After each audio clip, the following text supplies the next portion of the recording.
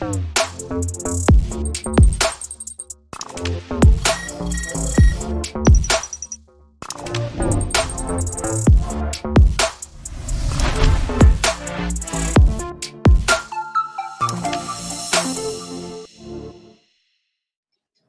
get started just in a moment.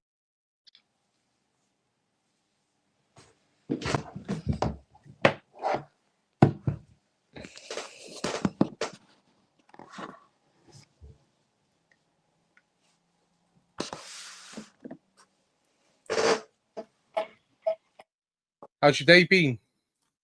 Yeah, not too bad. I've been quite busy, been at work, so it's been pretty manic. What about you? What is it you do for work?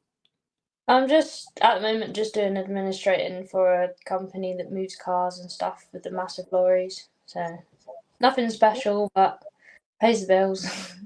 Yeah, it's got to be done sometimes. But yeah, in terms of my day, I'm currently on 6 weeks holiday now from school. So, you know, lovely. a little bit different for me compared to your busy day. But it's been something that I've been able to look forward to this all day. So still Yeah. keeping busy. Still keeping busy. So thank you for agreeing to come on to the podcast. I do really appreciate it. And there's so much to talk about from your wonderful career and everything that you do when it comes to playing, right? And Yeah. it's great to start off with an introduction into you, where you're currently at, and what you're doing. So I'm currently 24 years old. I'm currently a Swindon Town Women's footballer. And like I just said there, I was working full time alongside it as well. So yeah, back sort of in England now and closer to home, and yeah, I just want to be enjoying my football more than anything. So And that's the most important thing, is to be enjoying it, because sometimes, in the world of football, it can be tough to be in that world, the pressures, the environments, the, continuous motivation that we have to find, right? And sometimes that motivation can go places when we've been training, when we've been playing, when there's a lot of demands placed upon us, tactically, and, from a coaching perspective, in terms of moving around, being away from family, comparing that with a job as well. And sometimes when you go out to train late at night and then you're playing on a Sunday, you think, oh, I just wish I could finish work sometimes, right? Or do you know what? I wish I just had the weekend to go off or get away. Or do I need football in the back of my mind? Do I need to spend the rest of the weekend thinking about this? And sometimes that can be hard to come away with, right? yeah, it can be very hard. Football changes all the time. 1 minute you're on like the biggest high of your career, and next week you could be on like the lowest point. Injury plays a big part in football, obviously, and in any sport, to be honest. And it is something really hard to sort of negotiate. And if you don't have the right support around you, mentally it can be quite challenging. But yeah, like you said, if you've got the right support and you're generally enjoying it, and you've got coaches which challenge you and support you in that way, it is generally the best sport in the world. So, yeah. And that's exactly why we do it, right? That's why we give those late nights. That's why we continue to play on the weekends and continue to add the commitments when people already give us a lot of commitment, when we continue to add to that, right? When they ask even more of us, we say yes, because we love the sport for what it is, and everything that comes with it, despite how difficult it can be, right?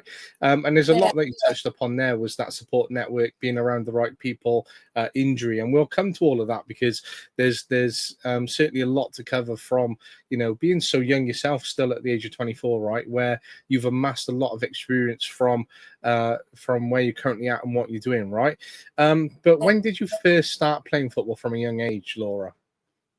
So I was sort of like, since I've been able to walk, really, I used to kick a ball around in the garden with my older brothers and stuff. So I was always sort of like active anyway. I was quite a sporty kid when I was younger. But I officially started playing properly when I was about 7. But I played in the boys' team. I played with my twin brother, so it was easy for me just to join in, tag along to his training, and kind of just get involved. So that's when I officially like joined the team, and I was like taking it quite seriously every week.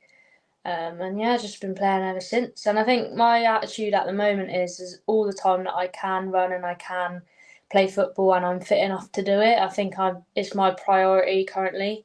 And I think to get to the top, you have to make sacrifices and everything else. So yeah, there's a lot of things that I've missed over the years, but I think in the long run, I'll be grateful for the career I've had, and yeah, it'll only set me up for the future. So I'm looking forward to it. But all the time I can play, I'll keep playing. And it's that mindset which already there tapping into where you talk about that commitment and those sacrifices and gearing towards what you want to do in the long term, right? And again, there can be a couple of things which are tough there because you either continue with that motivation for the long term where you're like always thinking about the future, because you know every time you're doing something, it's gearing towards either what your retirement will look like, what your legacy will be, being able to when you walk away from the game, look back and go, I achieved everything, I give my all to it.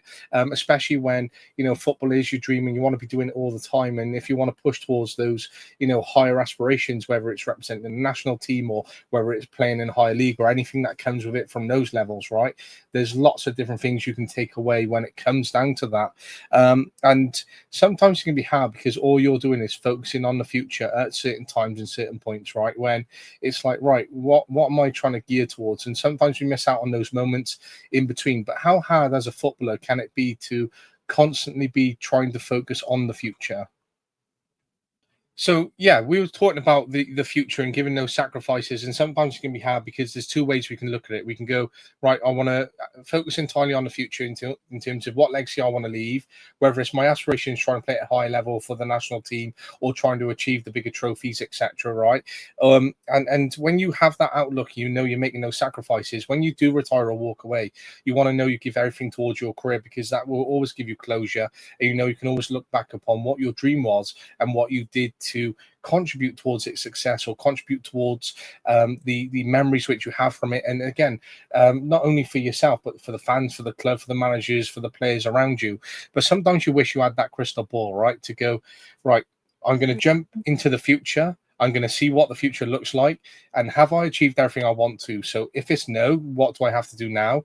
If it's yes, then did I have to make all those different sacrifices? And sometimes that can be the hardest thing because we're always focusing on the future and we're always trying to prepare and work. And sometimes we do miss out on here and now. But when we are focusing on the future, it can almost be as if we're trying to achieve something which is a dream, but we're not guaranteed to get there.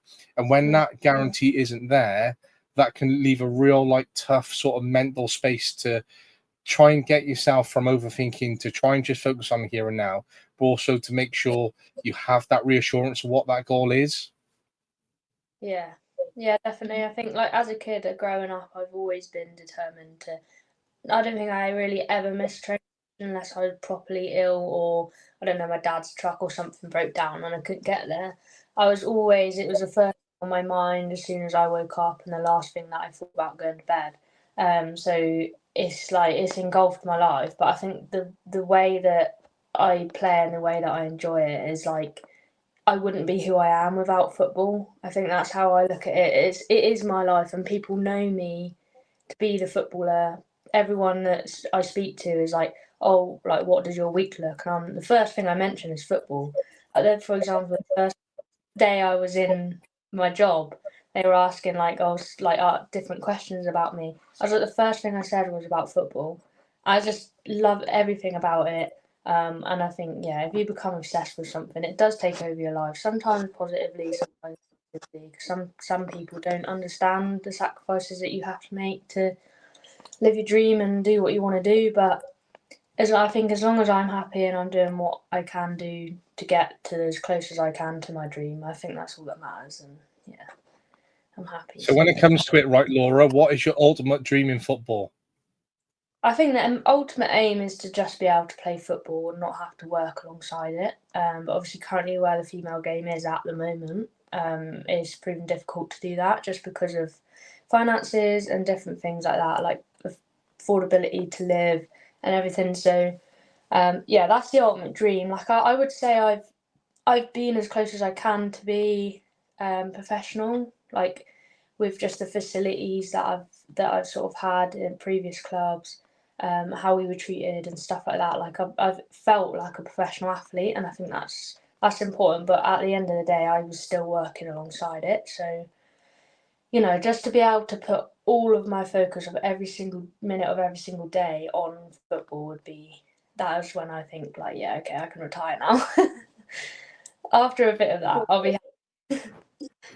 And that's the difference, right? Where you start Monday off, you're going into the office and you got training at some point this week in an evening, and then you got the game on the weekend. But for you, the ultimate dream would be to step onto the football pitch first thing on a Monday morning, first thing on a Tuesday, Yeah. and to spend the rest of the week full time around the pitch, and not to have to be in that office environment, or not to have to combine the two and fully focus and immerse yourself in it, right? And that's the different. That's when you know you've made it, when your Monday mornings change from the office to the football pitch full time, when you're lacing up your boots, ready to train for that game on a Sunday, right? Yeah, definitely. And I think like you more appreciate more time off then, because then you know you can spend that time off with loved ones, with your family, doing what you want to do. Whereas right now my time off consists of going to the gym or doing extra sessions, just trying to keep myself as fit as I can. And I don't really get the time off like anyone else would if they were playing football, because Monday to Friday, like you said, I'm working in the office. So that time when a footballer might have a rest day and have the whole day off, I don't, because I'm working in the office from 8 till 5. So it is different, and that is the dream, just to be able to focus on football full time. But yeah, hopefully, fingers crossed, in the future it'll come. Hopefully, and that's certainly something which I hope that you achieve in terms of your own aspiration, and what you want to do in football full time, right? But with your different experiences, and we're still staying on the early stages of your life and your career, from when you started off with your brother there and playing at the age of 7 and playing in that mixed team. You also went on to play academy football, right? But playing academy football and grassroots, is there one particular coach from your early ages which really stood out for you, and for any particular reason? Well, as a young kid, like my main coach was actually my dad. And to be fair, he was probably the most critical person to me. Like, he never let me get off with anything lightly. It was always, do like, what could you have done better, rather than saying, oh, you scored today, like, well done. It's no, what's next, what's next, what's next. So I think him in general pushes me anyway, and he still does now. Like, I phone him after every single game I play, and we have a deep group brief about it, whether he's watched it or not, but we still talk about it.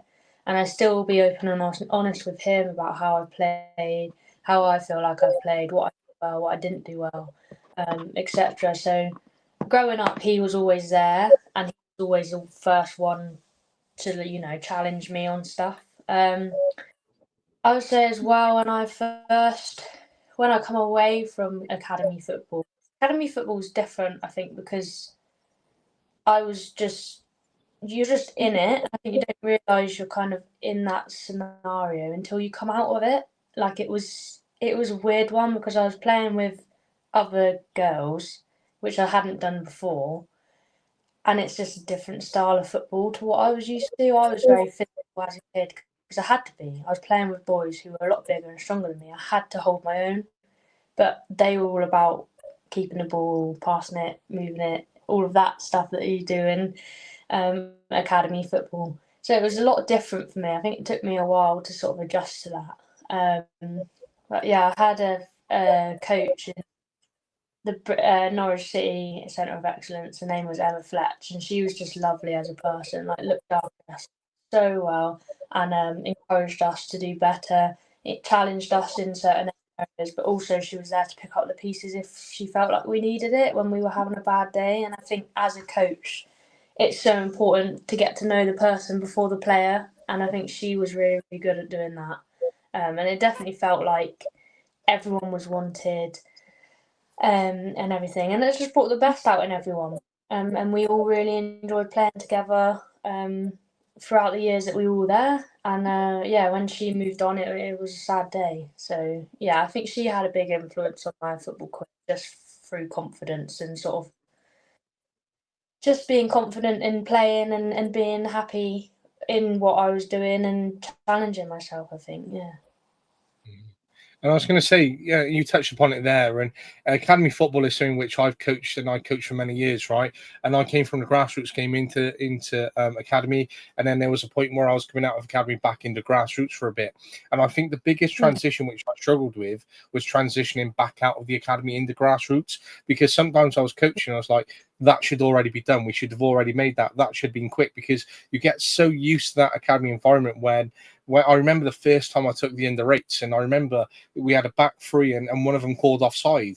I was like, I've never seen that at under eights football before, where they've read the back line, they've called the offside so quickly, because at grassroots, we don't tend to introduce it until 11, 12 years of age, especially here in Wales. So when I saw under eights doing it from an academy point of view, I was like, this is the standard. So when you spend those years in it and then you go back to grassroots for the basic things, sometimes it's hard, because then you have to return to the mindset as a coach going, right, I'm here to coach these players to get up to the standard of where they should be, where they aren't doing those things, not to try and criticize or call them out sometimes because they haven't done that. But then you're starting to get back in your academy mindset and what high performance and being in an elite environment is. And you have to then sort of weigh up, do I want to be in grassroots, or do I want to be an elite type of coach? And you can combine certain skills, but then it's where you set your standard from those experiences, right?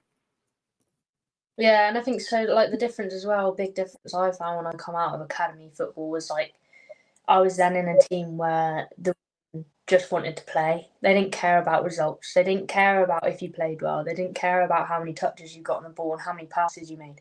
It was just, we just want to play together as a team, enjoy it, and everything else. Whereas I think academy football is, there's a massive stigma around making the next, I don't know, Leah Williamson, or finding the next, well, let's just say Ella Toon. I'm just pulling out female footballers because I watch female football, but I don't know, Ronaldo.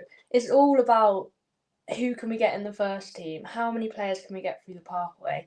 I don't feel like there's really like a massive shift on like actually supporting the person and who they are before they are footballers. It's all about the percentages, and if you're not good enough, it's see you later, we'll get someone else in that is good enough. And I think it's so ruthless. Academy football is so ruthless. And someone that's been through being dropped or not progressing to the next stage because, I don't know, something as simple as that you're not big enough, or you can't use your left foot as well as you can your right foot. It's like, okay, well, that's fine, but the sort of effect that that can have on a young kid to understand that, when really they're just turning up and they just want to play the game. Like, they're not putting that much pressure on themselves to score top right corner every single game or to get 20 goals a season. It's for them, it's their passion, it's something that they enjoy doing. And I think that just needs to be supported more. But yeah, it's a shame because academy football's got a massive stigma around making the next star, and I think it is so far from it.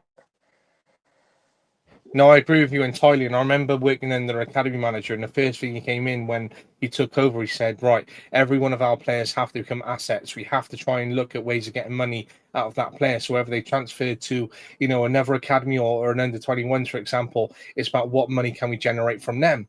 So it was an interesting time because he was trying to change the identity and the standard of the academy to bring the players up to scratch from where he felt the standards hadn't been achieved. So therefore, if we were to have some players who were being acquired by other clubs, then that meant we were improving as an academy, right? But sometimes it's hard because you feel conflicted then as a coach. And what you said there about being released, I remember I was given an under 14 squad.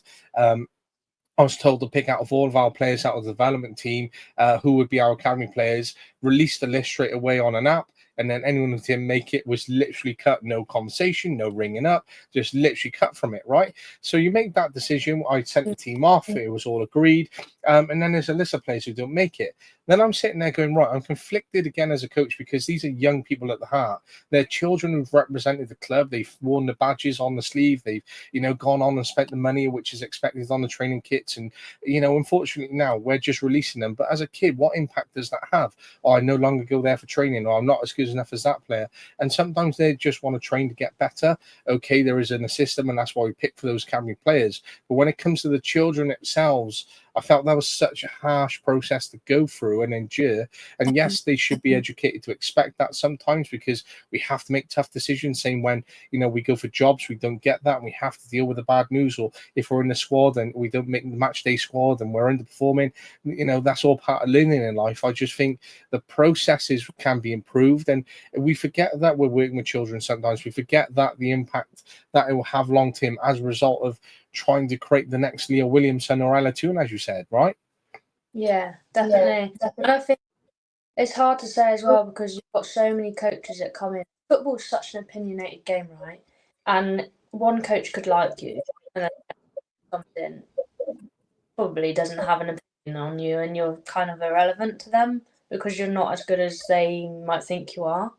So I think, especially in the senior game as well, like I've noticed more so recently, that if you're liked by the manager, you play.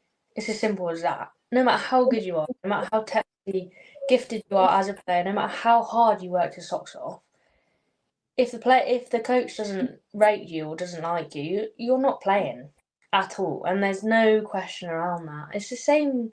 You kind of see it in academy football, but I think they're, maybe correct me if I'm wrong, they're more strict on players getting equal minutes and stuff, are they? Or do they base it off performance and stuff? I can't remember. It was so long ago. It's exactly right what you said Yeah. there. Coming down to the opinion of the coach. So you can get a good coach who might say, right, you got to have your equal minutes, and then you might get a coach where it's all about opinions and playing the best players for the academy results. Right. So it depends who you get. But really, you take a 10-year-old, right, and you think, is that okay? That 10-year-old probably wants to win, but also his mate that's sitting on the bench is also wanting to play, and he's also wanting to win. Okay, yeah, he might not be as technically gifted as a player that you've got in front of him, but he's still here for the same reason. He still sacrificed Saturday to come and play football. Why not at that age are we not giving kids equal opportunity to play and to enjoy it and encouraging that?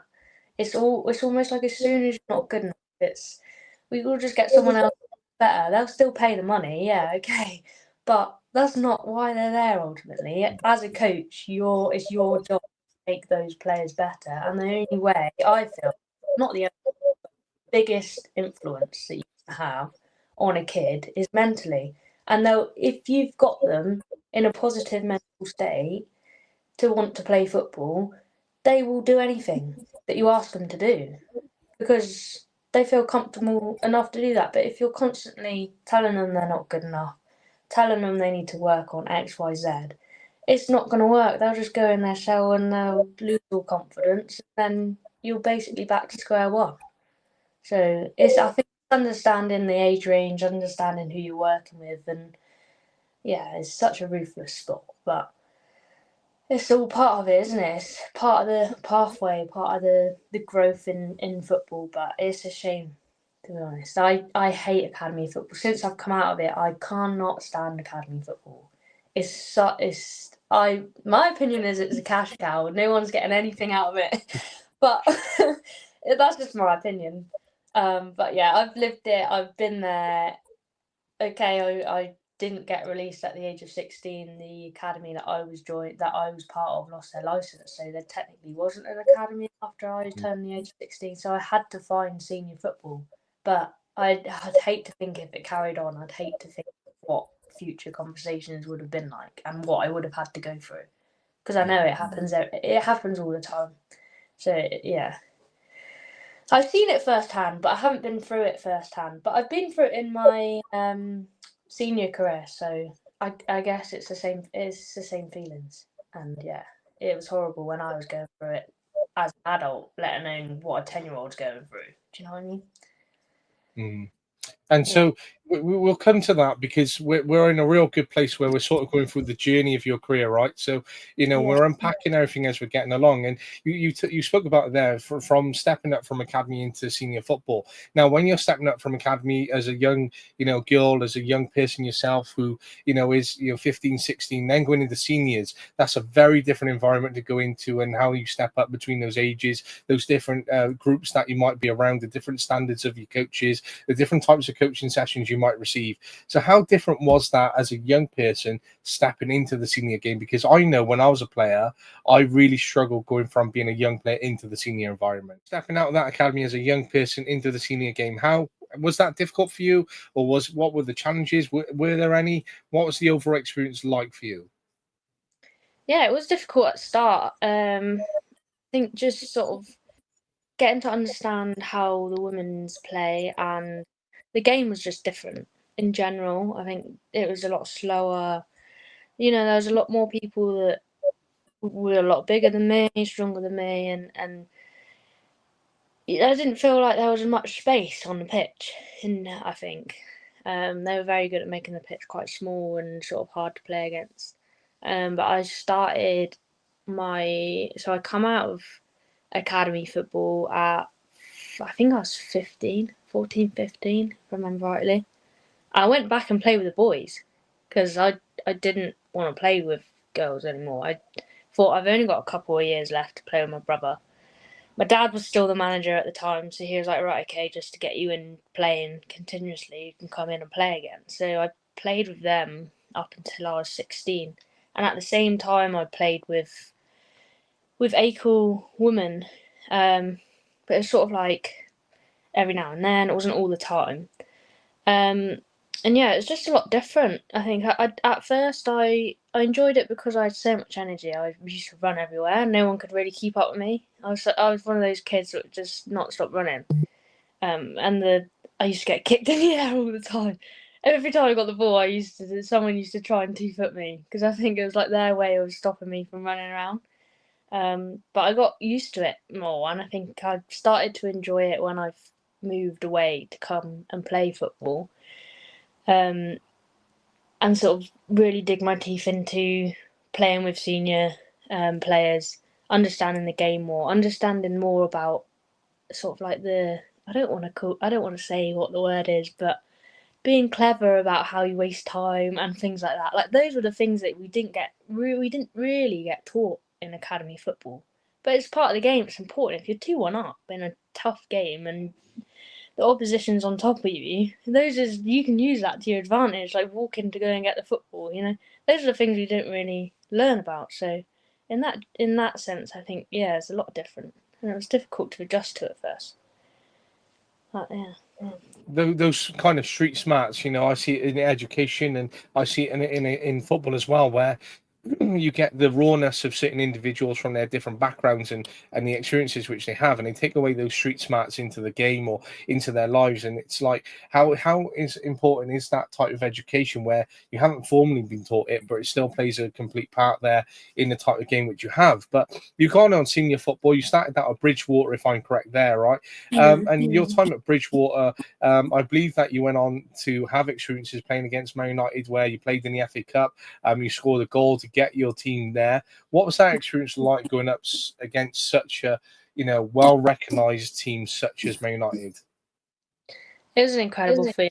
I thought that we'd made it as a club, and like everyone was going to finally know about us. It was a club that was like, it was a good women's team, and obviously it was Yeovil before it was Bridgewater, so it was a well-known football team in general. But I didn't feel like many people really knew Bridgewater as a town, as a place.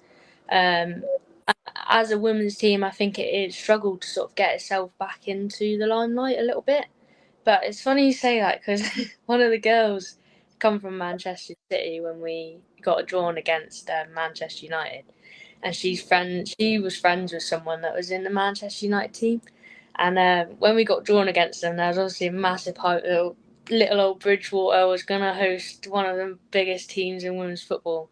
And she said to us that her friend sent her a screenshot of what the Manchester United players group chat, what they say in the group chat, and none of them had heard of it. None of them had heard of Bridgewater at all. And I think that just goes to show that they were only 2 leagues above us at the time, and they didn't know who we were. They didn't know where it was in England. Didn't know who we were, what league we played in. And it just makes me laugh because someone as big as Millie Turner and Ella Toon going like, who the hell is Bridgewater? And sort of having a little bit of a laugh and a joke about it. And then a couple of weeks later, they're playing against us. It's just like, I couldn't believe it. Like, Ella Toon was running around in front of me. I was just like, every time she ran past, I was like, oh my God, that's Ella Toon. What the hell? Yeah, it was pretty incredible. It was an incredible experience. And I think I'll probably show you something. Nice, very nice. Yeah, I love that. Managed to get a shot at the end, so win-win for me. It depends what manager you would have been playing for. If you got a shit, depending if you play for a certain manager, they would have come down hard on you for that one. But what an experience and a memory to have, especially her shirt. And when you look at her playing for England and you look at Mm. the quality which she has, and you think, right, I played against her and I was marking her, or there were different moments in the game where we were coming at 1v1s, and how that looked in different type of transitions within the game. What an experience to have had, and what a thrill. And when you knew you were playing Man United, right, and you saw that screenshot going around, did that hype you up even more when you came into playing that game? Yeah, it did, because I think it just, like, as a club, I think we just wanted to prove a point that, like, we've got ourselves into this position. We're playing against a top side, like, and they're coming to us. We're not going to them. They're coming to our ground. So it was important for us to sort of like have that standpoint and make a point that we're not bad players and we can hold our own against a good club. And I think the game only ended 2-0, so it wasn't like we didn't get a thrashing, and it was an exciting game throughout. But the weeks leading up to it was just, all of it was just so incredible. That we had press come, we have the FA Cup at the ground. Like, I was getting interviews left, right, and centre. I one time I didn't know what day of the week it was, because I was just like, so people wanted to talk to me on the radio. There was just such a massive hype about it.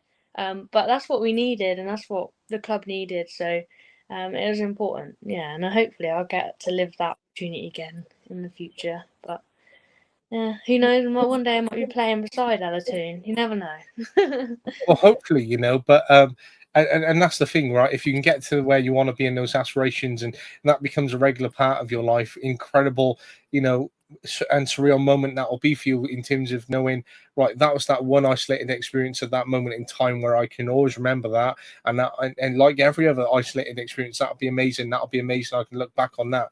But then if you make it in terms of, right, I have this every day, and now it's normality, that'll still mean something to you, because you knew you had to feel that weeks of experience for you to go, right, I really want that full time, or I see myself being there. Because even as a coach, I know I always want to be in football, but sometimes when you've been in those environments, you just feel, you get that feeling where you just get it within you, and you want to push towards those higher standards, right, or you want to achieve your dream. Then that's the incredible thing, which sometimes that can have hold of you, and your heart's truly in it then at that point for the right reasons.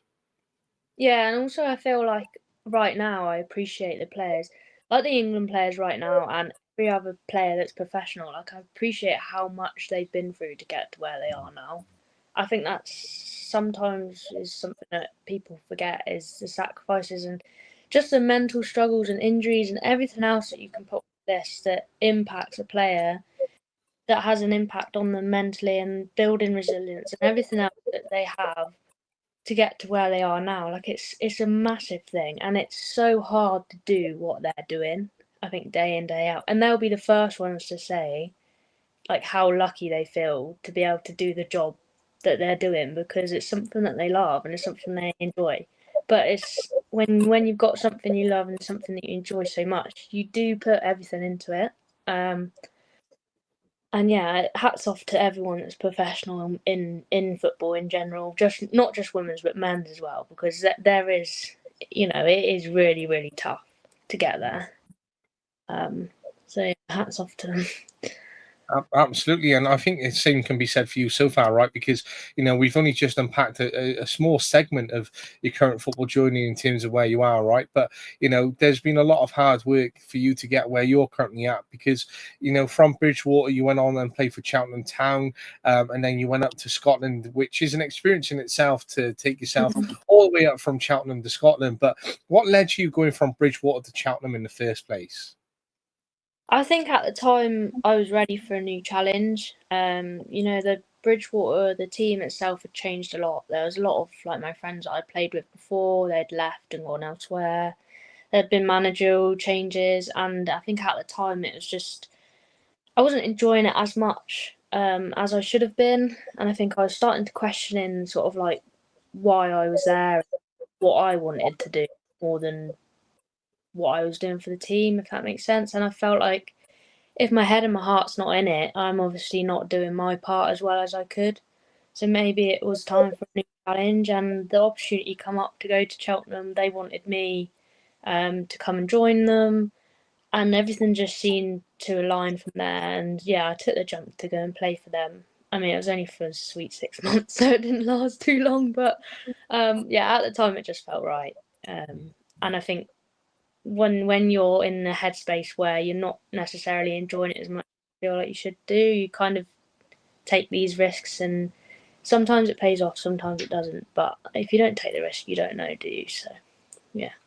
And that'll be part of that learning journey which you spoke about there, in terms of, right, what risks did I take, what did I learn from that, was I in the right mental space, what social interactions did I have, and how did that impact me? And they'll all make you, in terms of the footballer that you are and the footballer that you go on to be. But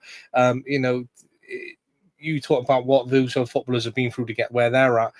It's also about what you've done to get where you are currently at as well, and where you're going to head towards, because you moved up to Scotland, right, following Cheltenham, and that move up to Scotland is a big move, because it's you're not going across a couple of hours from Bridgewater over to Cheltenham, or in a relative distance. You are going up to another country, up to a different league, living in different environment. How was the whole Aberdeen experience, where I know it didn't hit its heights for certain reasons, which you will probably elaborate on as you discuss your time at Aberdeen? But what was it like going from Cheltenham up to Aberdeen at the first instance when that came around? At first, it was really, really exciting. I went there, I felt comfortable. I was offered a contract which I hadn't had before, so it was like all of the boxes were being ticked straight away. I was getting paid to play, which I hadn't been done before. So it's like all of these new things were just coming up. And at first, it was just like, whoa, like I need to slow down a little bit and just take this all in. But do you know, I lived in Norwich when I was a kid. I moved to Bristol when I was 17. So when it came up, I was like, it's not something I haven't done before. I could move the other end of the country and be fine. Like, I'll work this out. Um, and time come and sort of weeks went by, and things did plan out the way that I'd wanted it to. But yeah, it was all a big whirlwind, really, and it all happened so quickly, which it can do in football in general. But yeah, it was exciting, and I got to know people in Scotland. I've now got really, really good mates up there, people that I call family, and it's not often that you go to these places and you sort of click straight away with people. But yeah, I just felt like I'd built a life that I wanted to live up there. Yeah, so it was nice. I enjoyed it. And when it came up to moving into Aberdeen then, and that came back for Cheltenham, was that a transfer sort of negotiation? Was it a sort of bid or process? How did that work from you moving from Cheltenham to Aberdeen? So I was contacted by the manager that was currently there. He was looking for players, basically, and I went up on a trial basis to start with, just to sort of get a little bit of a feel, and he wanted to see what I was like, because I didn't know him, he didn't know me. He'd seen clips and stuff of me, but it's like a highlights reel in it, so you can put what you want in there, makes you look better than you probably are. But yeah, I went up, met him. He was generally really nice. He was from England as well, so it helped. Like, he said that he needs to get someone else from England up there just to be able to understand someone. So I was just like, right, okay. He ended up liking me, and straight away they offered me a 2-year contract to sign there. So, and I wasn't tied to Cheltenham, but Cheltenham was an option if I wanted to stay. But again, I felt like I was at another point in my career where I wanted to explore somewhere else. I'd never played in Scotland, never even been to Scotland on holiday, didn't know what it was like at all. Met all the girls. Everyone was so friendly up there, and I think that's what made a difference for me. Was everyone just felt like they'd accept me straight away for who I was, not really judging who I was as a footballer. So yeah, I felt comfortable straight away, and that was a big part of me. And then I went on holiday for 2 weeks, and then all of a sudden I moved up to Aberdeen, and I got home, drove all the way up there with stuff in my boot, lived in the hotel for a couple of weeks until I found somewhere to live, and yeah, things started from there. So it all happened really quick. it seems like a whirlwind, as you said there, living in a hotel and packing your stuff up, getting up there and having a conversation and, meeting a coach where, you're joining a club in a country that you've never been to in your life. There's a lot of sort of, sacrifice which goes into it and the different types of things behind the scenes, which can go into those types of conversations and lead to having those aspirations to go in and exploring somewhere new. And, it's that learning as a person, it's that learning as a footballer. But I believe during that time you suffered an unfortunate ACL injury, which Yeah. put you out from September 2023 until February 25, which is quite a significant amount of time. And during that big injury, it's obviously had an impact upon your time at Aberdeen there, because as you've gone up there to sign that contract and get into a process of playing, you've suddenly been at a halt because of this big injury, and now you have to go through the whole process of being injured, rehabilitation, now trying to find that confidence, that motivation, look for those resilient factors which you've mentioned there, and look to resume your career. But when you first had that ACL, what was the first thoughts which run through your head, and what was the whole process like following that big injury? Um, the first feeling that went through my head was that, like, this is the end. That's the first thing I thought about. How am I going to come back from this? Like, you see it all the time in women's football. It's so rife at the moment. Players, but even professional players that have all of the facilities, they're training every single day. They even get this injury, and I thought, they have the facilities and the support and the physiotherapy and everything else right on their doorstep. Whereas, like, I knew I had it, but it was still a part-time team, so I knew it wasn't going to be as good as someone like Leah Williamson had, which was not the be-all and end-all, but it certainly makes a difference. Like, being able to go in every single day, I couldn't really rest when I first had the operation as much as I probably should have rested. I come home for 2 weeks around Christmas when I had the operation, and I was resting then, but I was on a lot of medication, so I was falling asleep during the day and not really knowing what time or what day it was really. But when I got back, flew straight back up to Aberdeen because I was working. I couldn't get time off work. I had to be back in work to be able to pay the rent that I was paying for my flat. Like, that was just the life that any other person that would get injured at work would have to do. You have to find a way to live, and yeah, it was tough at the start. I was positive about it for a long time, but I think I was ignoring how mentally it actually really affected me until I spoke to a I wouldn't say she was a therapist. It was more of a consultant, really, about because I was getting so frustrated at the most littlest things, and I couldn't understand why I was being the way I was being. I was We were struggling with my partner. It was just affecting everything in my life, and I was just like, there's got to be answers to why I'm feeling this way." And she hit the nail on the head, actually. She said I wasn't letting myself accept the fact that I needed help, like mental help. Physically, I was in every single day. I was pushing myself to the limits. I was trying to reach every single goal, every single milestone that I had to hit at a certain point. I was trying. I was putting my body through that. But in that time, I didn't let myself mentally accept the fact that I was struggling with it all because I was so focused on being, no, I have to go, I have to be in, I have to do this, I have to do that. I wasn't allowing myself time to sit back and actually reflect on what was happening, and it just all got too much for me in the end. But I think going back to the very start, like what I was saying earlier, with football can give you the highest of highs and it can also give you the lowest of lows. Like when I first joined Aberdeen, it was, I was saying to people, oh, like, I've made it. This is the pinpoint of my career. This is where I'm going to take off. You just have that aspirations about it all. You have that buzz about everything. And then within a couple of months of me being there, it's like, have that. Go on, deal with that one. Isn't it a long-term injury now you have to deal with? And I just, yeah, you go from being at the top of the world and then all of a sudden you're then at the bottom of this mountain and you think, how the hell am I going to get back up there? But with the right support, I think, it was tough, but I managed to get myself into a position where I've accepted it now. I know how I was feeling. I knew I would get through it, but yeah, at the time it was tough. Like I'd complain, like I generally had thoughts about just quitting. Like I thought, what is the point? Why am I putting myself through all of this? Like for what reason? But I knew I wasn't done. I knew I wasn't done yet, and I had more to give.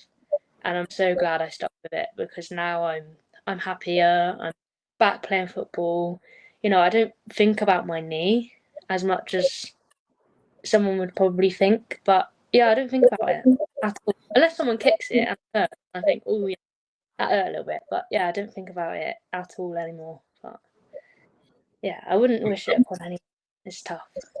And I think that's the mental sort of conditioning which you've had, because now you're not thinking about it. And one of my questions where I was going to ask you when I first started listening towards your injury was, do you have that fear factor in your mind every time that you go onto the pitch and play? Because it is going to be there in some capacity, because as you said, you considered quitting at one point, and it's a career defining injury for some players. And it can be really tough because you're looking at that recovery process, how long you're actually out injured for, putting your body through that recovery. And you could unfortunately walk away and then focus on a job and a career, and that's not going to be a dream, but you could have some stability where you're not having to push yourself so much or try to get back on the pitch or compete for your space in a team or any of those things. And you could cut all those things out of your life for perhaps a simpler life, but you want this dream, and there are big sacrifices which come with it, as you said from the start, and everything we've elaborated on right throughout this. And it's a big injury to come from. I know my friend has had ACL 3 different times within his life, and that shows how many times he's gone through it. But he drew the line at the third one, and he said, "That's it. There's no chance for me now." And I think even then he knew where the line was. Whereas after that one time, it's still going to be big, and you were like, "There is a line, but I'm not ready to draw it yet." And you've come back and you're playing, and now you've gone back to Swindon, back down in England, which is a new experience. And you're able to link up with a former manager, Richard Wood, I believe his name is, where you came from, which you worked with at Cheltenham. And when you first signed, I loved what you said here, right? I could see the ambition and belief in the club that made you feel genuinely valued and wanted. And now that is something which you've spoke about, putting that person first and that value, which we've touched upon from a different perspective from the academy style. But what was authentic about the experience that made you feel valued when you went to Swindon? I think what it was that was so nice about when I had a chat with Rich was he did not mention my injury once. He didn't mention the fact that I hadn't played much before signing at Swindon. He didn't want to know about that. All he said to me was, I know you can add value to the squad that I've got, and I know you can do what we're missing. So that for me was like, okay, he knows what I was like before. He's seen me play, when I was at Cheltenham every single week. He knew what I was capable of, but he didn't factor in the fact that I was injured. I hadn't had much game time. That I maybe not be as fit as I should be. He didn't care about that. He knew what I could bring to the table, and he knew that signing me, if he gives me the support and the confidence that I need, like I'll deliver for him. And it's as simple as that.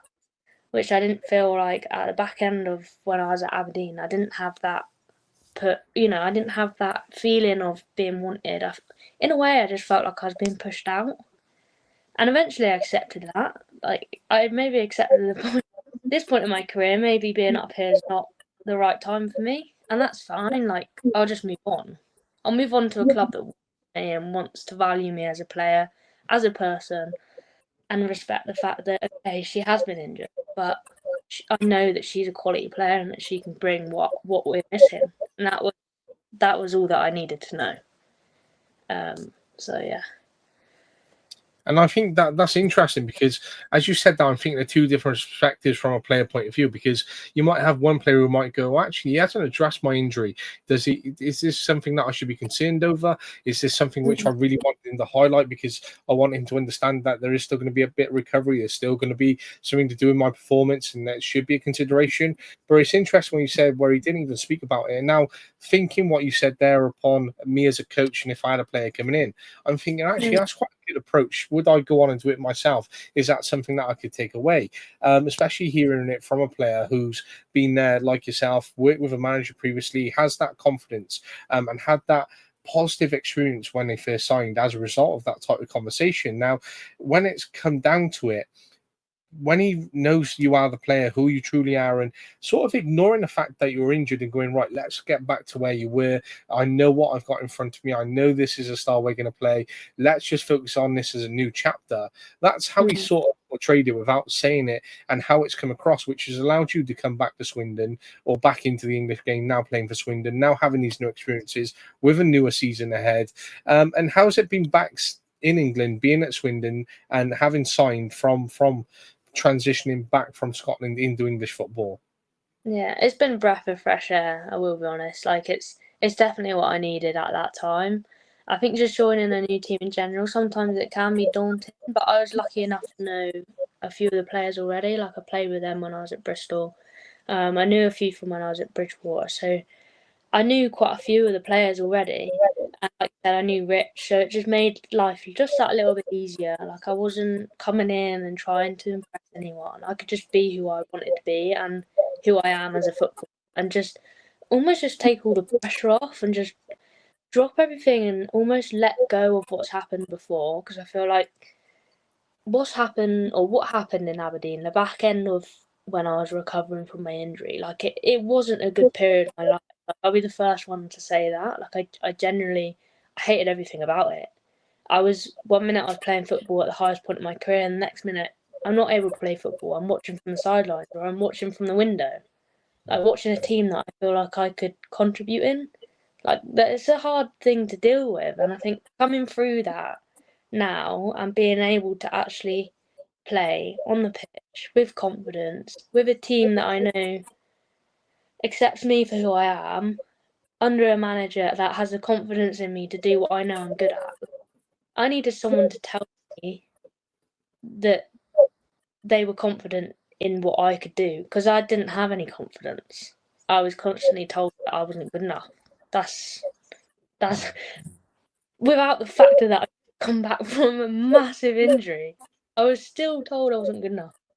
Okay, that's his opinion, whatever. But I've now joined a team where I am valued in that sense. They know what I can give, and in a way, I've now shifted my mindset to be like, right, okay, I need to give my everything for this team, because that's what they've signed me for. That's what they want me to do. So I need to deliver now.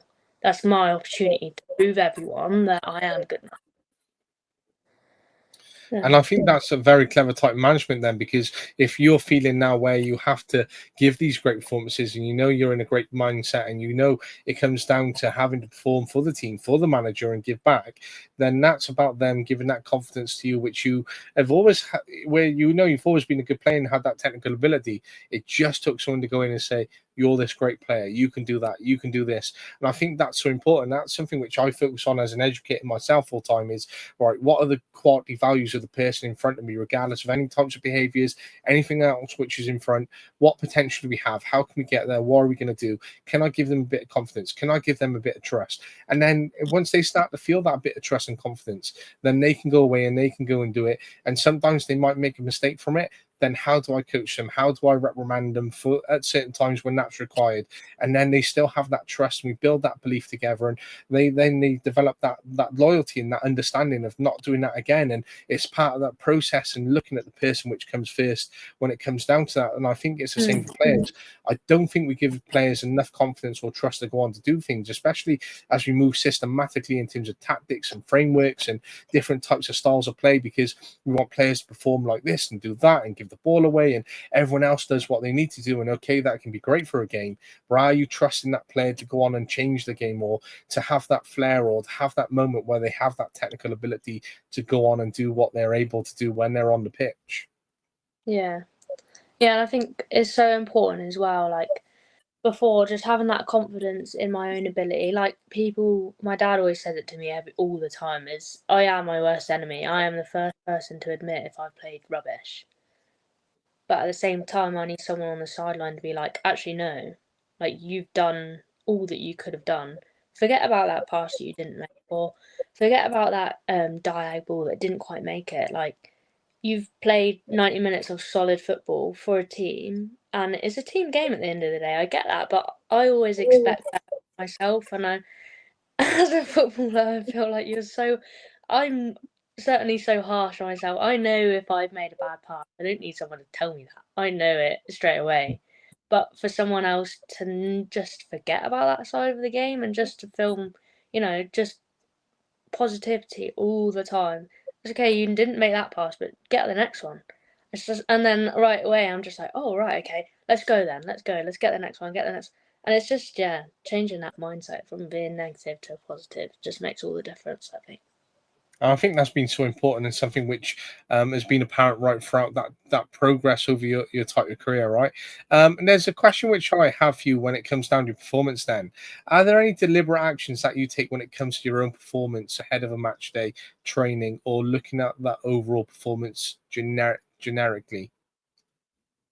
As in, like, is there certain things that I do to make sure that I'm perform? Is that what you mean? Yeah, so those any deliberate actions. So I know, for example, if I go to work and I want to perform for the day, right, I get myself in early. I know what I want to do to set myself up for the day. I know that how I want to communicate throughout the day. I know that how I want to approach certain actions, right? So are there any deliberate processes which you have before you go into a match day, or ahead of a week, knowing what your performance needs to be, or to get your head focused on what is the priority for the week for the team or for you as a player? I try to as much as I can. It may seem very vain, but I try and watch games back that I know that I've done well in, and that I know that I've made an impact in, and just to go into another game as positive as I can.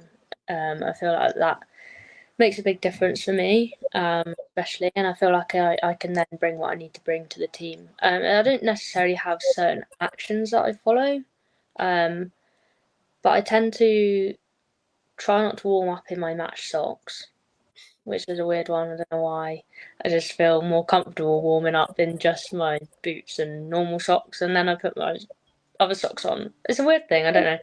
But I don't feel that like that really has any impact on the way I play. That's just how I prepare for a game, and I think when I've got a routine and I stick to that routine, it helps me mentally, because then I'm not worrying about anything. I can focus on what I need to focus on rather than the little things of not being able to find a shin pad or something like that, the little things that crop up at the start of a game. But yeah, I wouldn't say I'm too, worried about that side of things.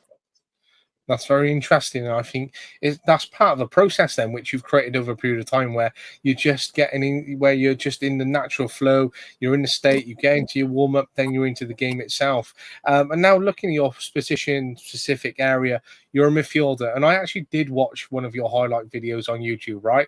And there was one, and the ball comes in, you take a great touch, you turn with the ball, and then you literally have this chipped over lofted pass to the left, where the player gets on the ball, and unfortunately she doesn't score. But just that quick action movement, that is what I love in a midfielder, right? When it comes down to that, but when it comes to being in that position specific, and getting into the details, what type of midfielder would you describe yourself as, and what is expected of you at Swindon Town? I think what Rich first said to me when I first joined was my long range efforts that I have outside of the box. I'm comfortable to take it outside of the box, beat the first player, and try and put it top corner. I've done it once in pre-season already. I'm sure I can do it again. But yeah, just my sort of ability to know where the goal is from a long range, my passing. In and out of possession, I'm quite determined to win the ball back, so I won't give anything up too easily. I'm very physical. I use my body well. And yeah, just exciting to watch. I try and make things happen if I can. Try and play forward when I can, and yeah, just get everyone involved and hopefully sometimes score. But yeah, it's just great to hear those different insights. And what type of formation do you play? And are you a possession-based team, or are you high pressure, or is it reactive in terms of looking at how you react to what the other team are doing? What type of system do you have at Swindon?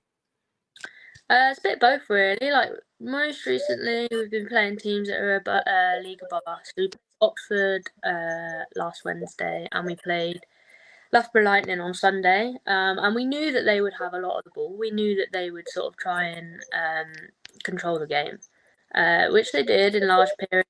But once we'd won it back, we knew exactly that we wanted to counter-attack them. We wanted to get forward early, put pressure on them. And likewise as well, when we were out of possession, we pressed high. We pressed everything. We were getting in their faces. They didn't like us being in their own space, which helped us win the ball up high, and that's ultimately what made us win both games. So I think as a team, we're quite aggressive in our press. It depends really who we might play, depending on how we want to play when we're playing out, or vice versa.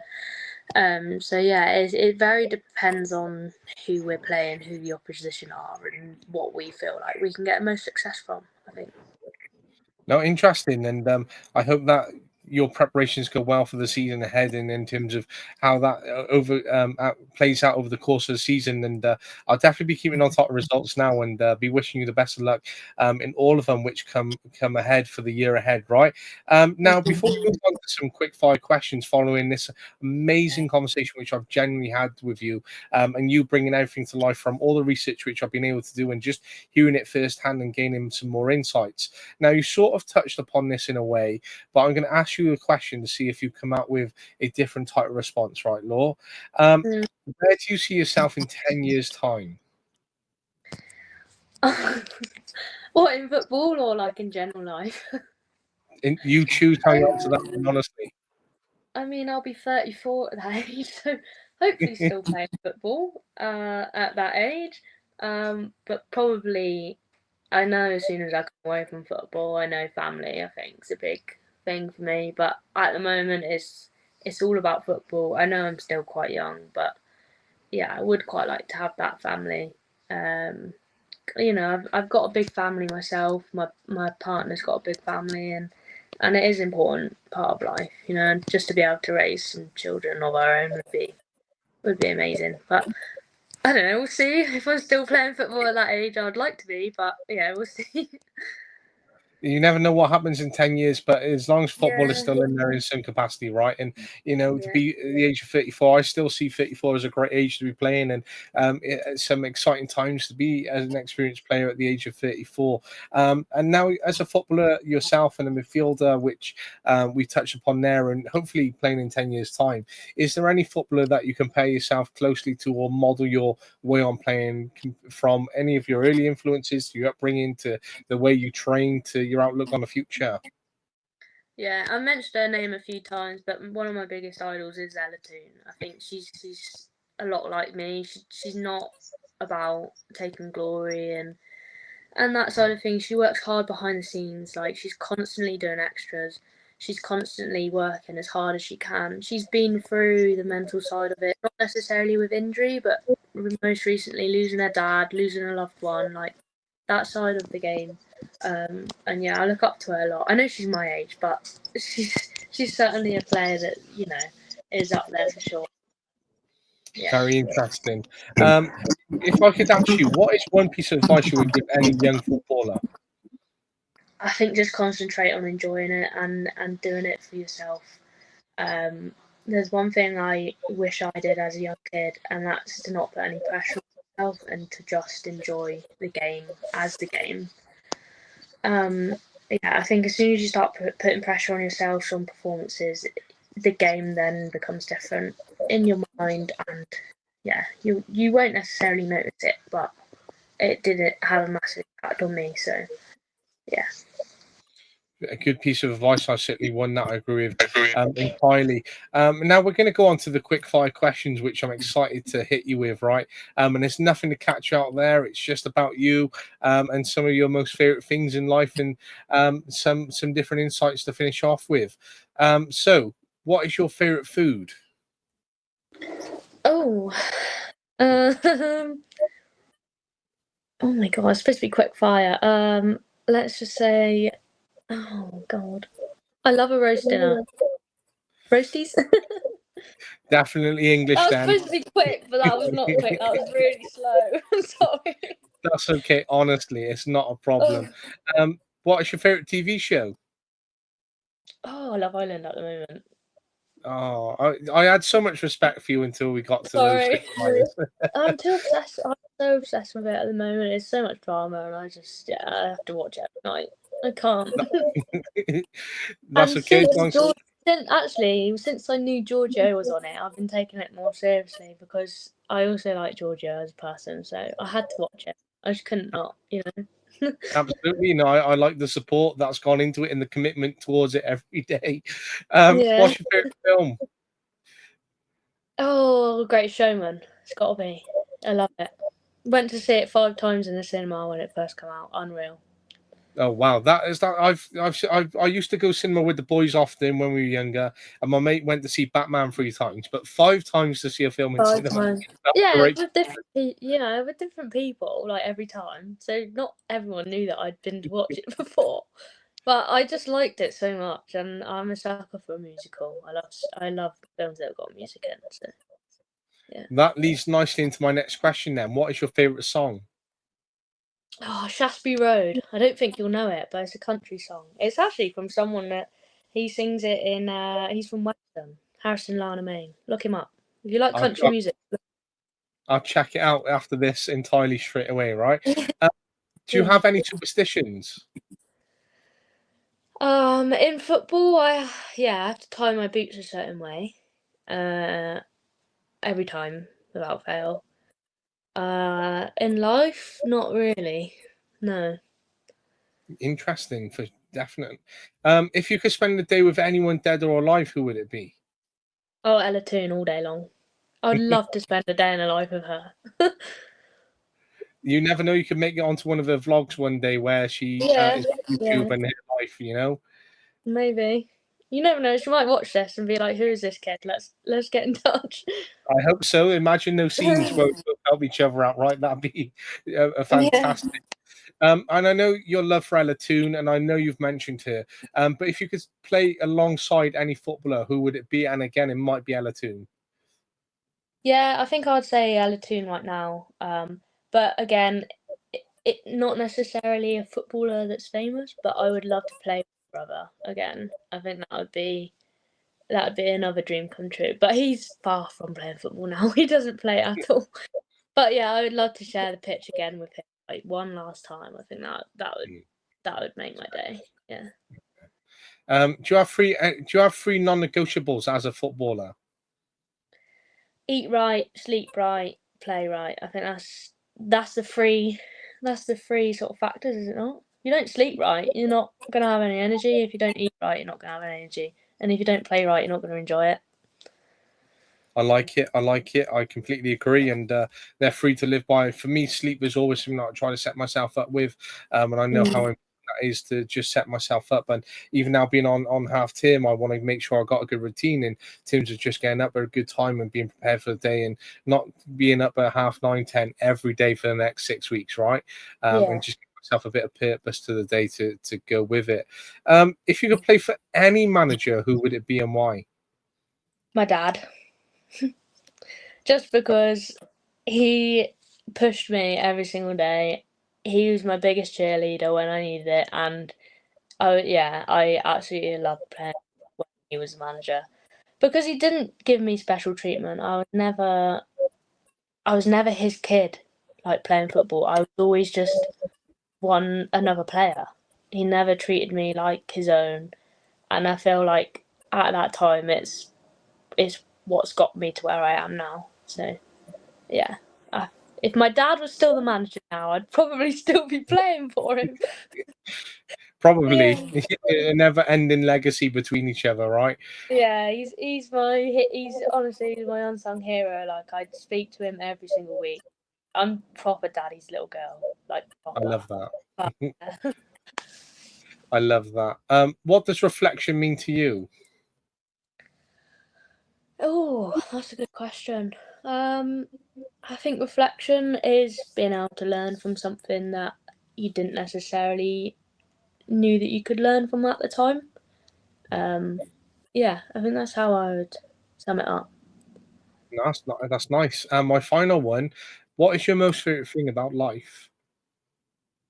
It's got to be family. I think that's the biggest one. Is you can't choose your family, right? So all the time that they're on this planet with you, being able to spend time with them, I think is the most important thing. Yeah. And what a touching, lovely way to finish up upon, where you started off talking about how you got into football based upon your family, on your brother, could be between your dad to who your role model is, right? In terms of speaking to your dad every week and you know the love to still play for him and wanting to play alongside your brother one last time to being surrounded by family and hopefully future plans for your own family and kids in the future. I think that's a very touching sentiment in terms of who you are and what your aspirations are in life, but also in terms of some of the values you've taken away in terms of what helps you as a person, what helps you as a footballer, and some of the great things to really look upon in life beyond football, which helps towards that mental side of the things when things can be so tough in your career. But Laura, honestly, I appreciate your time so much because you know I appreciate you being in work all day. I know you've got training, I know you've got games, and to Yeah. fit this in and to be coming off 8:45 at night and or to be back in work tomorrow, I really do genuinely appreciate it. But No, just to I appreciate summarize you there, having me. right? It's been good. I've enjoyed it. Thank you. No worries. Honestly, it's been a pleasure, and it's been great to listen to you. And again, for you to bring everything which I've researched to life, and you know, from your moment playing grassroots to academy to your first professional team to moving up broad, to coming back down to your ACL to what your future plans look like to your highest moment in the FA Cup against Man United to your love for Ella Toon in terms of your mental outlook towards life. Honestly, there's been so much within that episode, and I can't wait to release this at the end of the week. And again, thank you very much, and I hope you have a great evening. No, you too. Thanks, Luca. It's been a pleasure. No worries. Thank you very much. Bye. Take care. Bye. Thank you. Bye.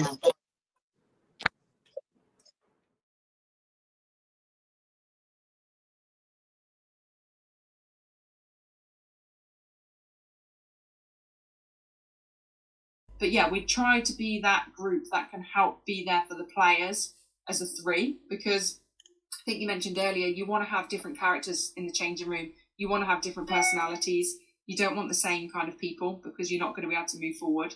If you've got 10 people and they all agree the same things, you're going to get to a point in time where actually you're going to become unstuck. You need that one person to actually be like, nah, I don't agree with that. Or actually, we should try this. And I think that's why the huddle works is we're all quite different as human beings. And I think you need three different people in there because some players will naturally gravitate towards me and my personality, but equally some might go to the other two, and that's absolutely fine.